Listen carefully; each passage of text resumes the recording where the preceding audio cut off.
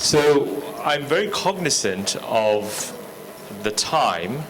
I know that the Director of Health has some concluding remarks for the morning sessions. So if we may open it up now to the floor for questions, comments, clarifications, or otherwise. We have probably about 5 to 10 minutes. Yes, please introduce yourself and then direct your question. I'm Dr. Yang, Andrew Yang from Taiwan. In this morning, we tell many about how to prevent cancer too. But in my opinion, we are lacking telling the people about how to preserve the food. We tell people to do more exercise, but there are only one exercise is healthy to mankind is aerobic exercise. We haven't tell people we need aerobic exercise, not just exercise. And we tell people to eat more vegetables, but we never tell them how to keep the vegetable out of the pesticides, the anti-pest drugs inside the food, the vegetable. And more, we tell people to eat more nuts. It's good for health, but we never tell people how to preserve the nuts out of toxin, especially in the southeast coast country regions. So I expect or I wish the UICC can tell the world we eat more healthily, we do more exercise, but how and what kinds of exercise is really contribute to our health. Thank you. Anybody who wants to? Thank you for that comment, Dr. Yang. Well, Dr. Young, I appreciate your comment. I do believe that more exercise than aerobic would be beneficial. For example, things that actually help to sustain muscles, not necessarily weightlifting, but weightlifting and other types of exercise can be beneficial, especially because those types of exercise have been shown to decrease risk of diabetes, and diabetes is a risk factor for cancer. Other than that, I agree with everything you just said, and I'm not really disagreeing with that part. I think that in addition to telling people what to do, we need to create the systems that make it easier for people to do something. So, you know, it's been shown that if you make staircases nicer, shallower, and more attractive, people will not take escalators and that will be forced to exercise more. If you create food packaging that promotes lower portions and so on. So there's a lot of policy that could be introduced, and I don't think that one sector has learned from tobacco sector.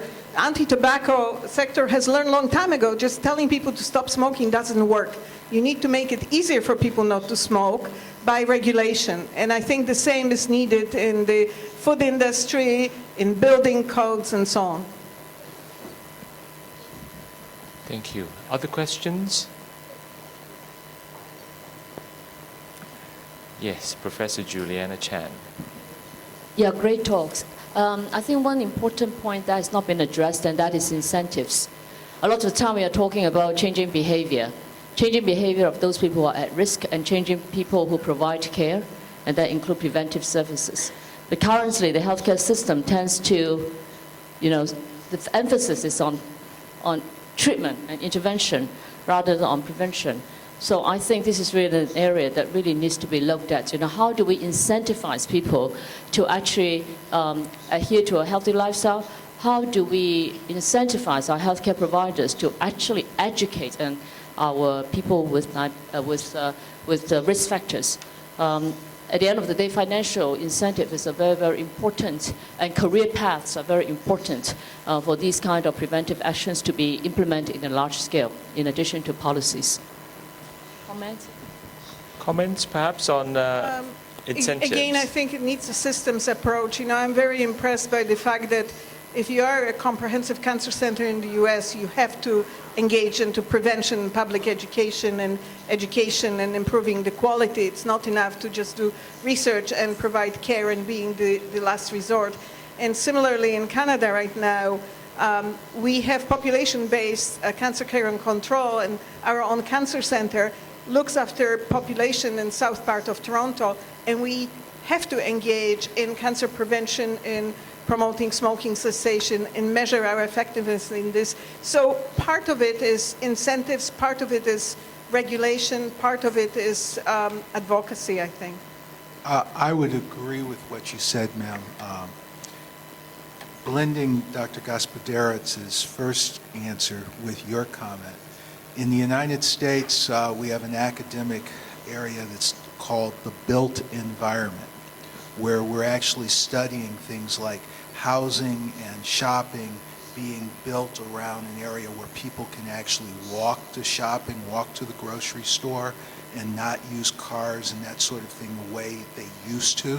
Decreases carbon emissions, also increases exercise, increases an individual's health, hopefully. The other thing is in the United States, so depending on how you look at it, certain employers have looked at penalizing people who smoke or are obese by charging them more for their health insurance, or not paying as much of their health insurance premium, so more has to come out of the employee's pocket. Others have gone the opposite direction and actually given bonuses to people who don't smoke or who are not overweight or so forth. Some of our employers are also installing gyms and places that allow their employees to exercise, hiring people who are life coaches to teach them how to eat, teach them to exercise and so forth. So you're right on point. We do have to figure out how to incentivize better health and be health promoters. And I've been very outspoken. In the United States, we do not have a healthcare system. We have a sick care system. It is a system that is designed to diagnose someone with an illness and then treat them. It is not a system that is very well designed to promote health. Final question, perhaps, before we invite the Director of Health to the stage to offer her concluding remarks. Any final thoughts or comments? All right, thank you very much, Professor Leung. Thank And you. speakers, please remain on stage. May I now invite Mrs. Patricia Chu, Chairman of the Hong Kong Anti-Cancer Society, on stage to present a few souvenirs to our moderator and speakers.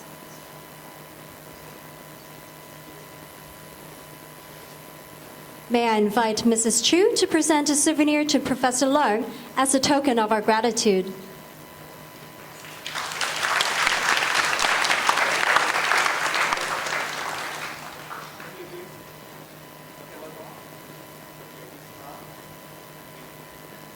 Thank you very much.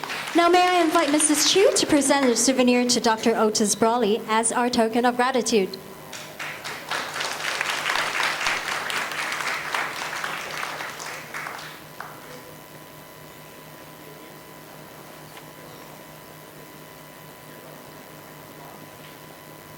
Thank you very much, Dr. Brawley. May I now invite Mrs. Chu to present a souvenir to Dr. Roberto Zanetti as our token of gratitude.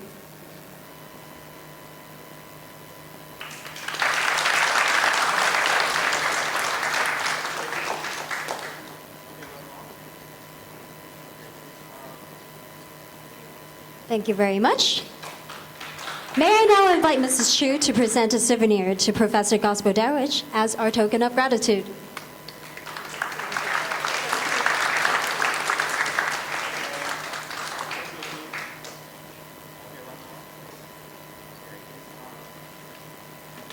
Thank you very much. Speakers and Professor Leung, please remain on stage, and Mrs. Chu as well. Let's take a group photo with our souvenirs in hand, please. Thank you.